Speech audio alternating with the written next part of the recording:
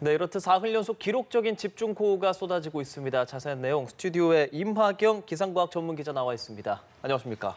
네, 지금까지 상황을 좀 정리를 해보겠습니다. 밤 사이에 호남 지역을 중심으로 집중호우가 내렸죠. 네, 수요일에는 충청도를 중심으로 내렸다면 어제는 전남 지역을 중심으로 매우 많은 비가 집중이 좀 됐습니다. 광주는 시간당 강수가 86mm, 나주의 경우에는 92mm의 장대비가 쏟아지면서 정말 기록적인 물벼락이 떨어졌는데요. 광주는 목요일 하루에만 내린 강수량이 426mm로 이게 1939년 광주에서 기상 관측을 시작한 이래 역대 최다 강수량을 보였습니다. 지금 사흘간 비가 얼마나 내렸는지 제가 그래픽을 좀 준비해 왔는데요. 이제 서산에서는 역시나 519.3mm, 매우 많은 비가 쏟아졌고요. 광주의 경우도 438mm, 나주 445mm 이렇게 400mm 이상의 강수량이 기록이 좀 됐습니다. 이 세종이나 경남에서도 일부 지역은 350mm 이상, 그리고 서울도 150mm로 많이 내렸고요. 경기 남부 쪽에 있는 평택에서도 260mm 정도의 강수량이 관측이 좀 됐습니다. 시간당 강수량도 참 기록적이었어요. 이번에는 정말 서산에서 시간당 강수량이 114.9mm를 기록을 했었죠. 산청도 101mm, 그리고 서천에서도 98mm로 극한 호우가 곳곳에서 나타났습니다.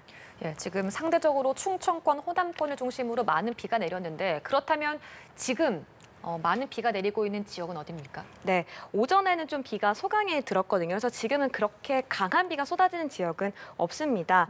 일단 비구름대가 좀 어떻게 지나가고 있는지 레이더 영상 보면서 좀 설명을 드리고 싶은데요. 이 남쪽에 있는 폭우구름은 일단 이제 우리나라에 한번 비를 크게 뿌린 폭우구름은 이미 떠나간 상태고요. 저렇게 지금 한반도 약간 이제 그 수도권 쪽에 약간의 지금 비구름대가 머물러 있는 모습을 볼 수 있습니다. 여기서 좀 의미 있는 색깔은요, 빨간색부터인데요. 이 빨간색의 경우 시간당 강수량이 20에서 30mm, 좀 더 짙어진 보라색이 이제 30에서 70mm, 아주 짙은 남색으로 표현이 돼야 시간당 강수량이 70mm 이상으로 넘어가는 거거든요. 그런데 일단 지금 수도권 쪽에는 약간은 폭우구름이 좀 강하게 형성이 되어 있고 좀 더 봐야 할 거는 저 서해상에 있는 좀 더 짙은 폭우구름대입니다. 만약에 저 서해상에서 강한 비구름대가 그대로 들어온다라고 하면은 다시금 또 강한 비가 쏟아질 수 있는 상황인데요. 지금 비구름대가 북동쪽으로 이동할 걸로 지금 예상을 하고 있어서 만약에 이제 내륙으로 들어온다라고 하면은 분홍색으로 표시된 폭우구름이 전북 북부나 충청도 쪽으로 좀 지나가면서 비를 뿌릴 걸로 예상이 되고 있고요. 사실 서해상에서 비구름이 강하게 발달해서 들어온다고 하더라도 내륙을 들어오면서 좀 힘이 약해지는 경우도 있기 때문에 상황은 좀 더 봐야 됩니다. 네, 우선 호우특보 내려진 상황을 보면은 호우경보가 내려진 지역은 없습니다. 지금 대체로 주의보가 내려져 있고요. 서쪽 지역을 중심으로 수도권과 충청, 호남과 경남에 호우주의보가 내려져 있는 상황입니다. 아직 비가 진행 중이기 때문에 지금 비가 잠시 멎고 있더라도 다시 한번 시작을 할 수 있기 때문에요. 지금 특보가 내려진 지역들은 특히나 긴장을 늦추지 않고 비에 대한 대비를 해주시는 게 좋겠습니다. 시간당 강수량이라든지 오늘 전반적으로 어떻게 예보가 될지도 궁금합니다. 일단 말씀해 주시기는 했지만 밤사이 또 극한 호우가 있을 가능성도 없지 않은 거죠? 네, 밤에 계속해서 폭우가 좀 집중이 되고 있죠. 이렇게 야행성 폭우가 계속해서 반복적으로 나타나고 있는 상황입니다. 어제의 경우도 낮에는 비가 소강에 들었다가 밤부터 갑자기 많이 내리기 시작했거든요. 오늘 밤도 비슷한 양상을 보일 걸로 지금 예상이 되고 있습니다.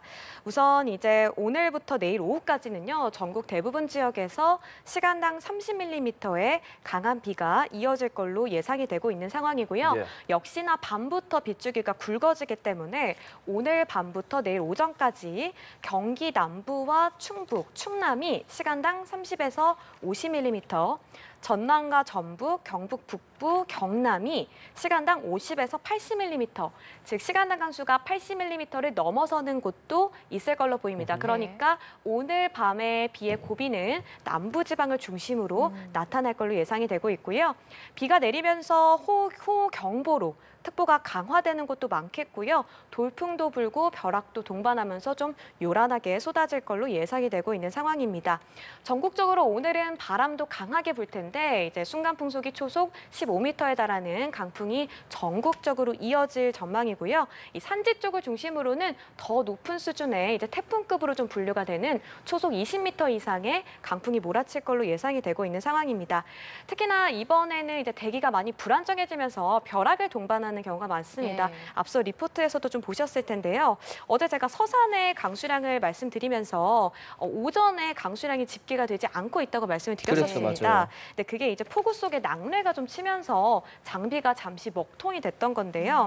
어제는 서산에서만 2,600번의 낙뢰가 관측이 되기도 했고요. 이번에 내리는 비가 이어지는 동안에 전국적으로도 2만 번 넘는 매우 많은 벼락이 좀 쳤습니다. 그래서 오늘 밤에도 굉장히 요란하게 쏟아질 걸로 예상이 되고 있기 때문에 비도 물론 중요하지만 이러한 낙뢰에도 좀 조심을 하셔야겠다고 당부를 드리겠습니다. 예, 오늘 그리고 내일까지도 비가 예보돼 있는데 그렇다면 이 비는 얼마나 더 내릴 건지 그리고 언제쯤 그칠까요? 네, 일단 전남과 경남 지역은 최대 300mm 또 많은 물벼락이 떨어질 걸로 지금 예보가 된 상태입니다. 이게 내일까지의 강수량이고요.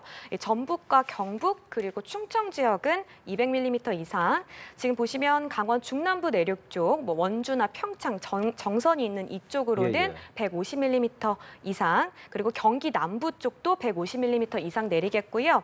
수도권과 강원은 일요일 아침까지도 이어지거든요. 지금 강수량은 오늘과 내일의 강수량이 지금 나와 있는데 수도권은 일요일 아침까지의 강수량이라고 확인을 하시면 됩니다. 그래서 수도권과 강원 지역이 30에서 100mm로 지금 예보가 됐는데 저 비는 일요일 아침까지도 이어진다는 점 참고하시면 좋겠습니다. 예, 주말 동안 주말까지 계속해서 많은 비가 예보가 돼 있는 상황입니다. 앞서 사흘간 내린 비에 대한 이야기도 총 강수량에 대한 얘기도 해주셨는데 그걸 보면 약간 좁은 지역의 특성이 되게 많이 난다. 그러니까 서산 지역에 많이 내리고 그 옆에 조금만 가도 경기도만 가고 서산보다는 강수량이 거의 뭐 절반 이하로 떨어지고 뭐 그렇거든요. 네. 이런 것도 이유가 좀 있는 겁니까? 네, 일단 뭐 지금까지 비가 내렸던 이유는 저희가 계속해서 설명을 좀 드리고 있지만 이 찬 공기와 따뜻한 공기가 강하게 충돌을 하면서 비구름대가 발달을 했다고 말씀을 드렸잖아요. 맞아요. 그럼 이 찬 공기나 따뜻한 공기가 어느 정도까지 올라와서 만나느냐를 좀 보실 필요가 있는데요. 예.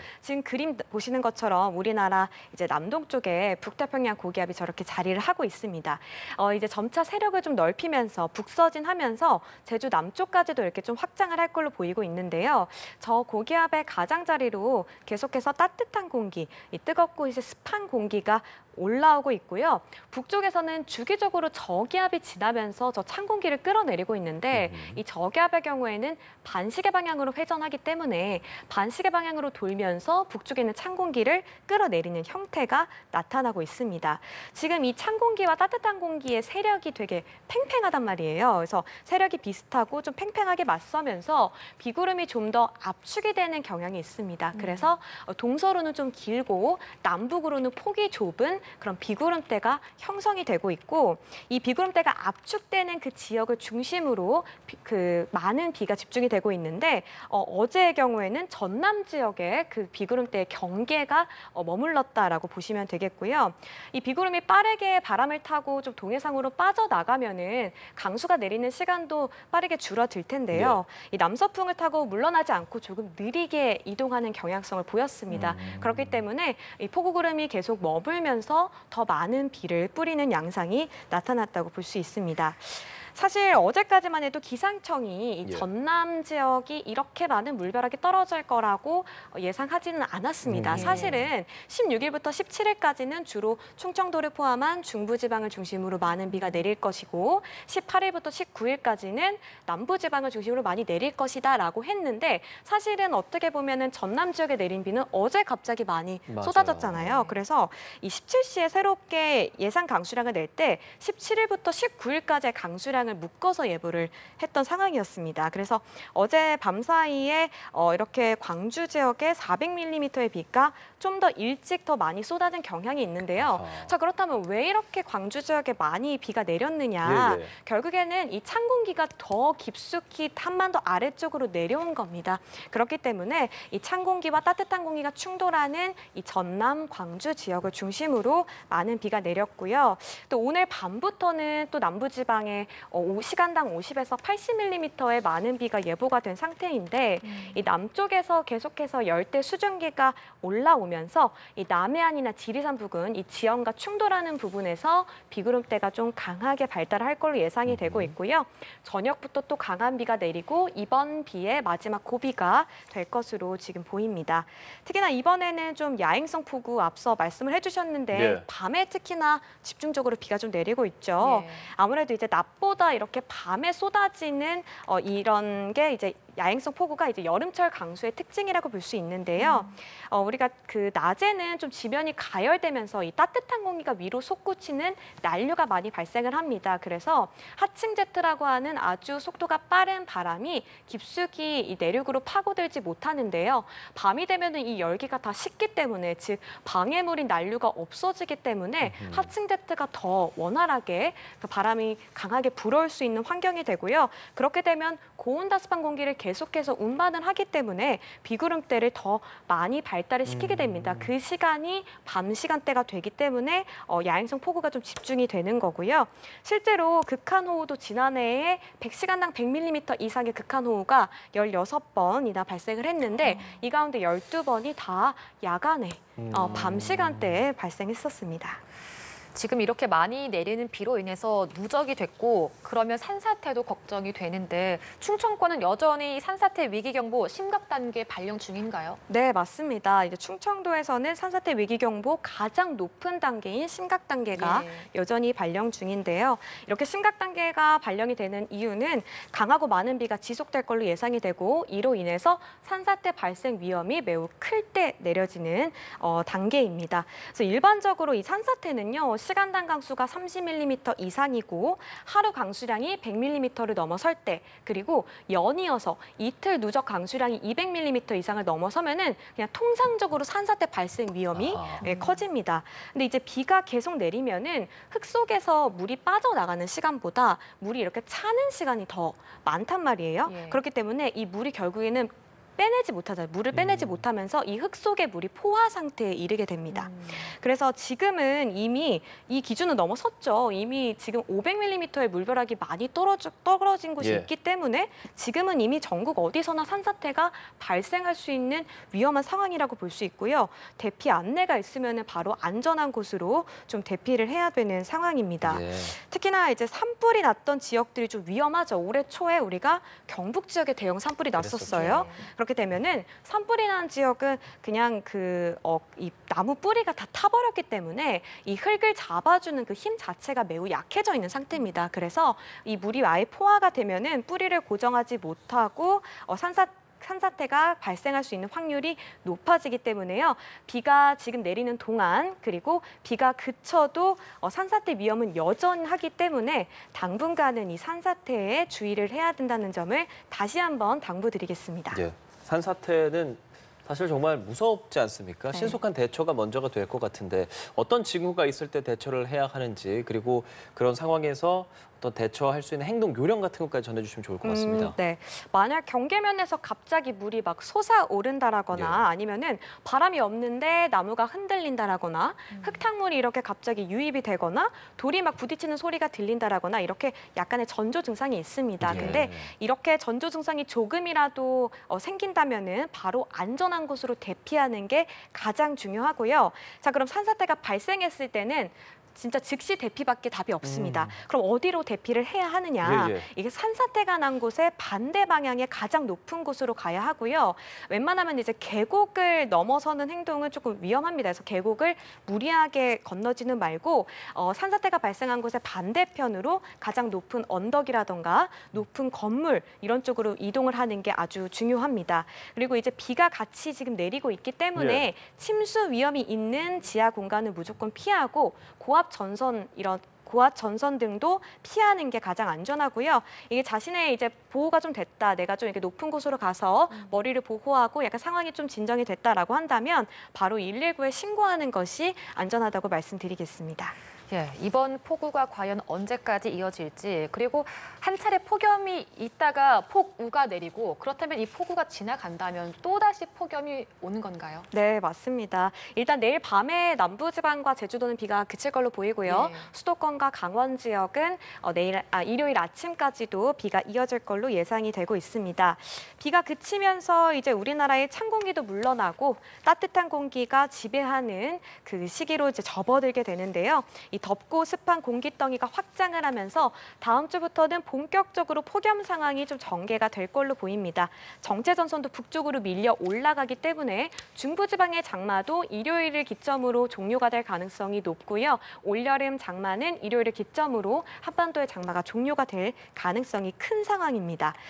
일단 폭염이 좀 변수인데요. 북태평양 고기압이 이제 우리나라를 뒤덮게 되면은 이제부터는 정말 습도 높은 한증막 더위가 이제 시작이 됩니다. 지금 여러 수치 예보 모델이 일치되게 북태평양 고기압이 한반도를 지배할 것으로 지금 예상을 하고 있는데요. 예. 하나의 변수는 또 있습니다. 우리가 왜 7월 여름 내내 이중 고기압이라고 해서 두 개의 이불이 한반도 상공을 덮고 있다라는 말씀을 많이 들으셨을 텐데요. 대기 더 상층에 있는 이 티베트 고기압, 뜨거운 티베트 고기압이 북태평양 고기압 위를 뒤덮게 된다면은 진짜 장마가 끝나자마자 전국적으로 매우 극심한 폭염이 좀 시작될 걸로 예상이 되고 있고요. 근데 아직까지는 이 티베트 고기압이 이중으로 덮을 것에 대해서는 아직 수치 모델이 일치성을 보이지 않고 있어서 이 상황은 좀 더 시기가 다가올 때 자세하게 알 수 있을 걸로 보이고요. 일단 장마가 끝나고 나서 비가 아직 아예 내리지 않느냐, 그건 또 아닙니다. 예, 예. 일요일부터도 이미 그냥 소나기 소식이 지금 예보가 되어 있어요. 그래서 경기랑 강원, 충청과 경북 북부 내륙을 중심으로 일요일 오후부터 또 소나기가 내릴 걸로 예상이 되고 있고요. 예. 이렇게 폭염이 시작된다는 건 결국에는 극심한 밤더위도 이제 시작이 된다는 거죠. 예. 한동안 멈췄던 열대야가 다시 시작될 걸로 보입니다. 그래서 밤에도 습도가 올라서 꿉꿉한 무더위가 이어질 걸로 예상이 되는 만큼 이번 주는 일단은 폭우에 대비를 하시고 다음 주에는 폭염에 꼭 주의를 해주시라는 점을 당부드리겠습니다. 네, 말씀해 주신 것처럼 주말까지는 많은 비가 예보가 돼 있으니까 안전사고 유의하시기 바라겠습니다. 기상과학 전문으로 취재하는 이마경 기자와 함께했습니다. 고맙습니다.